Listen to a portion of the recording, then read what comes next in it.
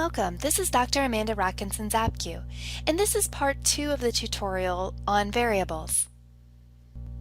In this tutorial, we are going to label the different types of variables and then talk about how to operationally define them. So let's get started.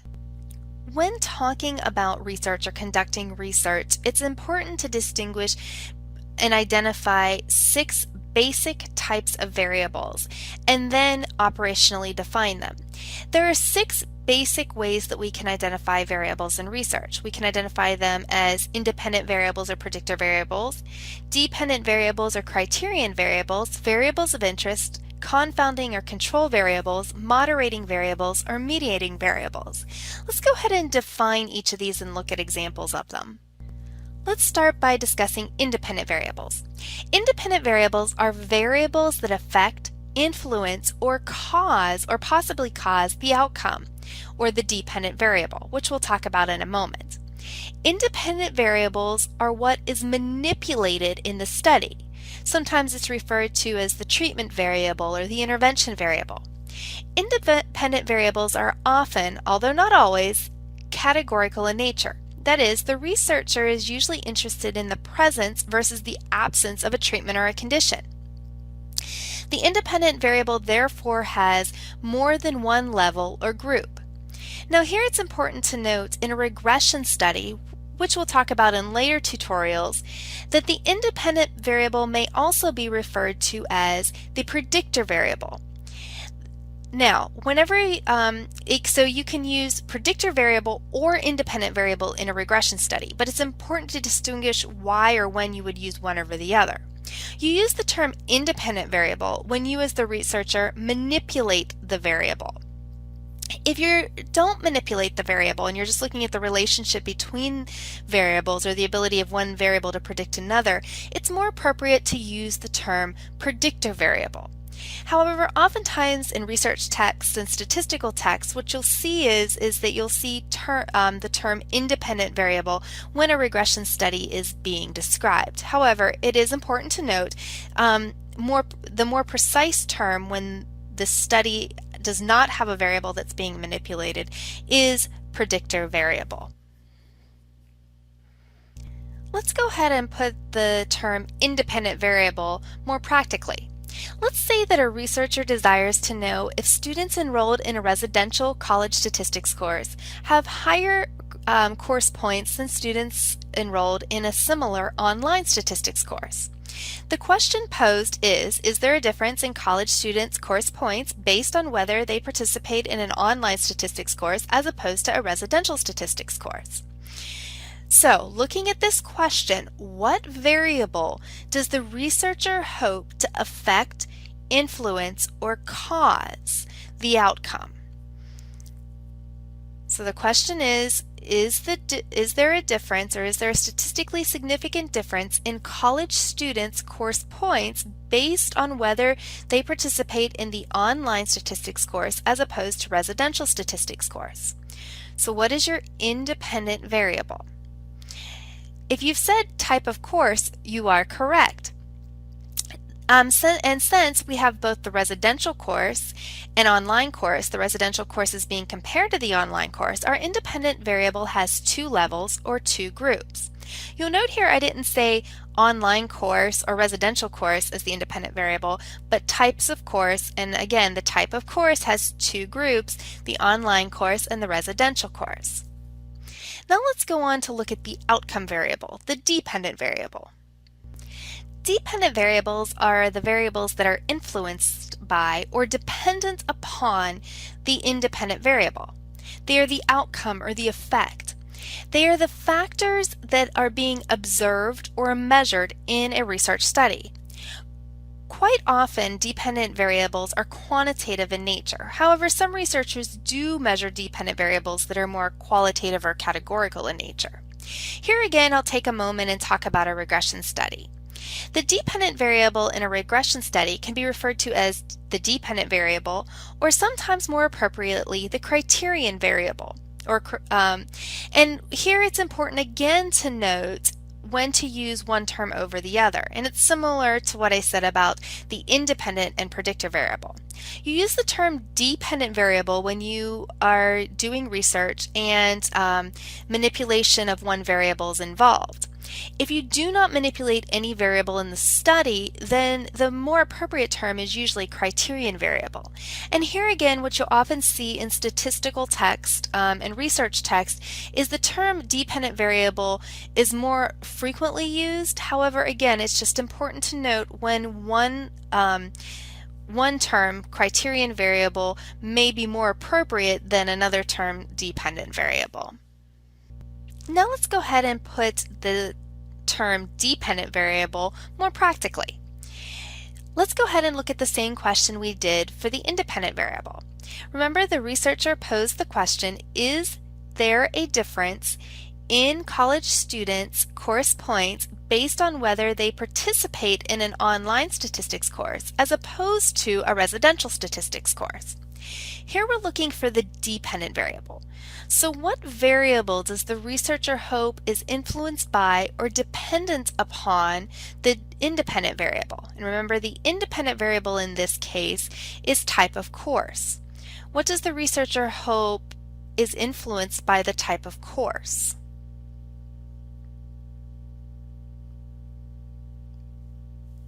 If you said course points, you're correct. The dependent variable is course points.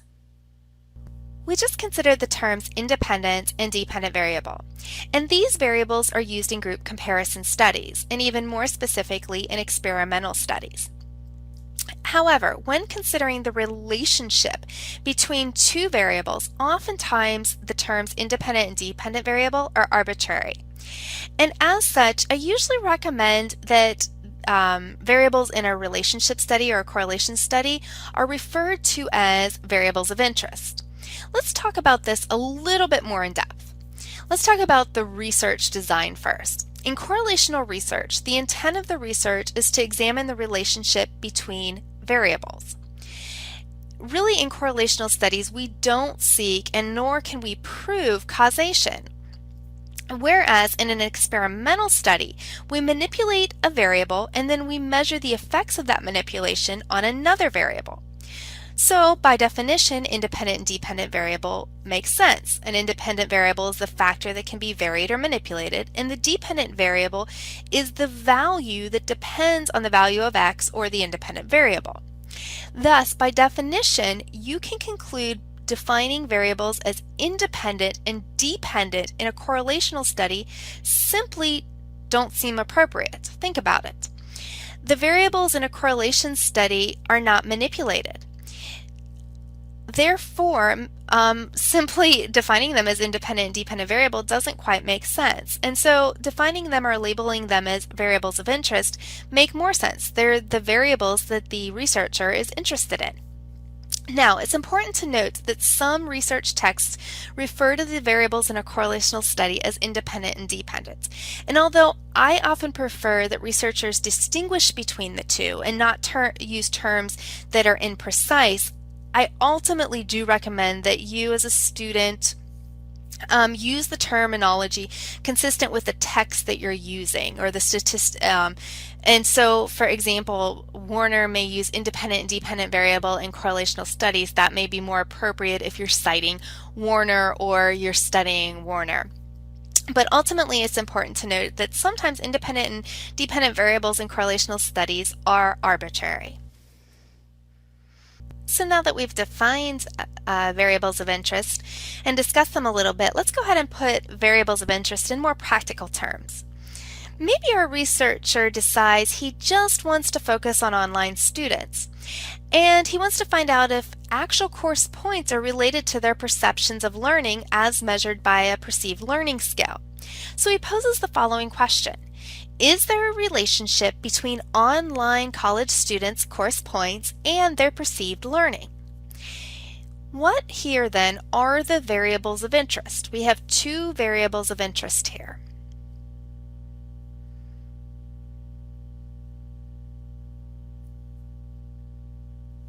Our two variables of interest are course points and perceived learning. Now let's define and talk about confounding, moderating, and mediating variables.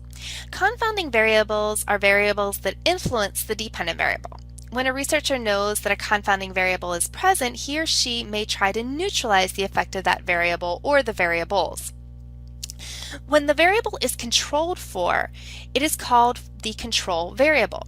The researcher may choose to control the variable or variables in a variety of ways. For example, the researcher may try to make the variable constant by eliminating certain populations or characteristics within a population.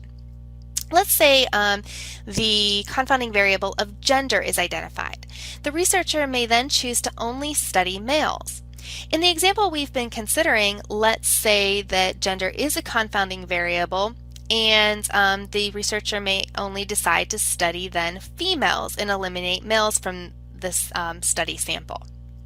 If we're controlling for a variable in this manner, it would need to be discussed in the methods section. And in fact, it's better and increases the validity of the study when the when the confounding variable is controlled for in the methods of the study rather than the second way we're going to talk about, and that's statistical. The researcher can also decide to use statistical analysis, such as analysis of covariance, to control for the variable influence.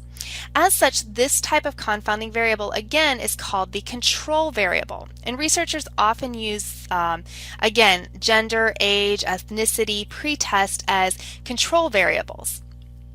And if the researcher is going to use the control variable, then it should be noted in both the question and the hypothesis. So to summarize, the confounding variable or confounding variables are variables that influence the dependent variable, and confounding variables are called control variables when they're controlled for either via the methodology or statistical analysis. Next, let's move on to moderating variables. In general terms, a moderator variable is a qualitative or quantitative variable that affects both the direction and the strength of the relationship between the independent variable or predictor variable and the dependent variable and the criterion variable. Oftentimes in experimental studies, a moderating variable is considered a second independent variable. In regression analysis, oftentimes a moderating variable is considered a second predictor variable. Now let's talk about mediating variables. In general, a given variable may be said to function as a mediator to the extent that it accounts for the relationship between two variables, the independent and dependent, predictor and criterion, or the variables of interest. A mediating variable, in other words, explains the relationship between the two variables. One of my favorite examples to use here is the relationship between ice cream and drowning. There is a statistically significant relationship between the number of ice cream cones bought and the number of drownings that occur. Why would this be? Think about it for a moment. Well, it's because of a mediating variable, and that mediating variable is temperature. There's a relationship between ice cream and drownings in the summer when it's hot out. That relationship between those two variables does not exist in the winter. Therefore, the mediating variable is temperature. Let's talk a little bit further and look at some practical examples of these variables: confounding, moderating, and mediating. Let's focus on confounding variables first. Let's say the researcher that we've been looking at finds literature suggesting that the amount of time that students study will affect their course grades. Therefore, the time spent studying may influence the dependent variable of course grades. Thus, the researcher revises the question to this: is there a difference in the college students' course points based on whether they participate in the online statistics course as opposed to the residential statistics course while controlling for the time studying? So, what variable may influence the dependent variable? In other words, what's our confounding variable? If you said time spent studying, you're correct. Time spent studying becomes the confounding variable. And here we can see, because the researcher added to the question while controlling for time studying, the researcher plans to statistically control for this variable. Now let's consider moderating and mediating variables. Let's go back to the question where the researcher asked about the relationship between two variables, perceived learning and course points. And let's say that the researcher conducted the correlational study and found that males who have high course points have low perceptions of learning. And actually the relationship between these two variables in the male population is rather weak. Whereas females who have high course points have high perceptions of learning, and the relationship between these two variables in the female population is strong. So the first thing we need to consider here is there a mediating and moderating variable? The answer to that question is yes. So yes, there is a mediating or moderating variable. The next question is, what kind of variable do we have? Is it a moderator or is it a mediator? Remember, if it's a mediator, it explains or affects the strength and direction of the relationship between the variables. Whereas if it's a mediator, it explains the relationship between the variables. So think about it for a moment. Do we have a moderator or do we have a mediator? And what is it?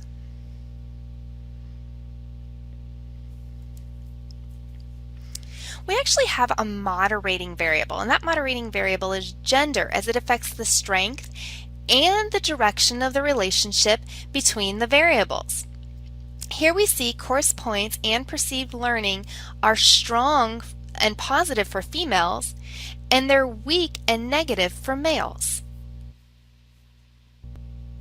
To make sure that we fully understand the variables, independent variable, dependent variable, variables of interest, as well as confounding, mediating, and moderating variables, let's look at one more case example. Here's the case. At-risk high school students who are below average intelligence and are offered a study program tend to graduate at a higher rate, while at-risk high school students with the above average intelligence who do not participate in the program of study graduate at high rates also. So here we can see that we're interested in more than just the relationship between two variables. We actually see that a researcher provided a treatment and looked at the effects of that treatment. And so we have an independent and dependent variable. So let's go ahead and first identify our independent variable. Remember, this is the variable that's manipulated. What was the variable that was manipulated here? If you said participation in the study program, you're correct. The independent variable is participation in the study program. It is participation, one level is participation in, and one level is non-participation. Now let's look at the dependent variable. What are we trying to affect by the independent variable? What's the outcome we're looking for? If you said graduation rates, you're correct. We're looking at graduation rates. Finally, do we have a moderating, mediating, or confounding variable? First of all, confounding. Do we have a variable here in this case in which is affecting the dependent variable that the researcher either controlled for statistically or controlled for in the research design? No, not really. Let's go ahead and talk about then a mediating variable. Do we have a variable in which explains the strength or direction of a relationship between the independent and dependent variables?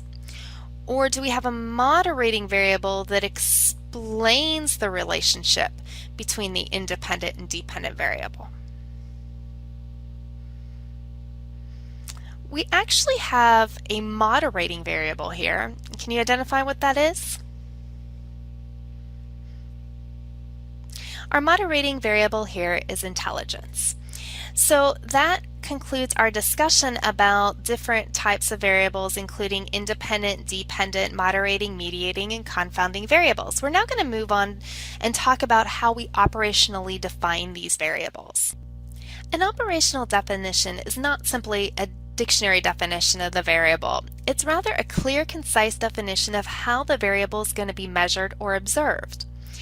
Having operational definitions for all our variables prior to collecting data that will be used for statistical analysis is important because it helps us avoid errors and introducing unnecessary threats to validity to our study.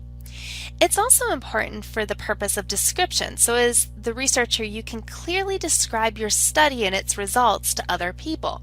Let's go ahead and take a look at operational definitions a little bit more on a practical basis. Let's review one of the research questions that we've been examining in this tutorial. Is there a difference in college students' course points based on whether or not they participate in an online statistics course as opposed to a residential statistics course? And we've already identified that we have two variables here. First of all, the independent variable, and we said the independent variable was type of course. And it has two categories, online and residential. Here in an operational definition, we would describe the online statistics course and the residential statistics course and how it would be observed. So for example, the online statistics course is one in which students may be communicating complete assignments posted by the instructor in a learning management system such as Blackboard. And obviously we could get a little bit more detail than that. And a residential statistics course then may be defined as a course in which students attend a 1-hour lecture in a brick and mortar classroom 3 times a week and then submit their assignments during the class to the professor in paper format. So that's how we could potentially operationally define the independent variable. Then we have the dependent variable, and here the dependent variable, remember, is course points. Course points can be operationally defined as the points earned in a course ranging from 0 to 1,000 points. Let's go ahead and look at one more example. Let's look at the other research question that we've been looking at, the one that asks about relationships. Remember, the question is there a relationship between online students' course points and their perceived learning? Here we have two variables of interest. The first one is course points, which we just talked about. Course points can be operationally defined as the points earned in a course ranging from 0 to 1,000. The second variable of interest here is perceived learning. And perhaps we use the perceived CAP learning scale to measure perceived learning on 3 domains: cognitive, affective, and psychomotor. Now, this is a validated instrument. It's a 9-item self-report. On a 7-point Likert scale ranging from 0 to 6, participants can choose a response that best reflects their experience with the learning activity. And scores on the perceived learning measure can range anywhere from 0 to 54. And scores on each subscale, the cognitive, affective, and psychomotor, can range from 0 to 18, with higher scores reflecting higher perceptions of learning. This is an operational definition of perceived learning because it explains how perceived learning is going to be measured in the study. Now that we've talked about identifying and labeling our variables as independent, dependent, variables of interest, confounding, moderating, and mediating variables, and then talked about how to operationally define each of these variables, this concludes our tutorial, the part 2 of this tutorial on variables.